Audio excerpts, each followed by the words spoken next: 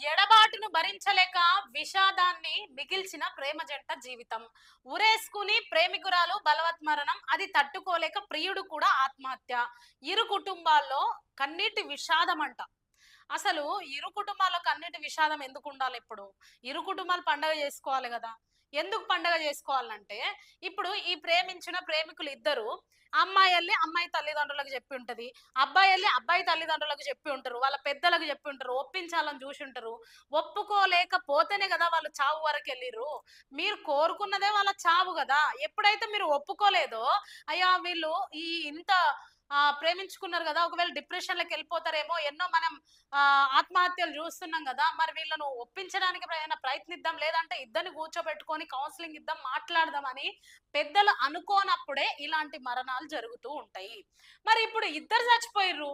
మీకు మంచిదే గదా! ఇక్కడ అమ్మాయి చనిపోయింది. అక్కడ అబ్బాయి గూడా చనిపోయిండు. మరి ఇరు కుటుంబాల మధ్య విషాదం అని ఇక్కడ ఎందుకు రాశిర్రో నాకు అర్థమైతలేదు. ఇక్కడ నిజంగా వాళ్ళు పాపం సంతోషించాల్సిన విషయం. ఎందుకంటే వాళ్ళు వద్దన్నారు. ప్రేమ పెళ్లి వద్దు అనన్నారు. వద్దనంగానే వీళ్ళు చనిపోయారు. అసలు యువతకు దిమాక్ లేకుండా పోతుంది. ఆలోచన లేకుండా పోతుంది. ఇంత మీకు నాలెడ్జ్ ఎందుకు లేదో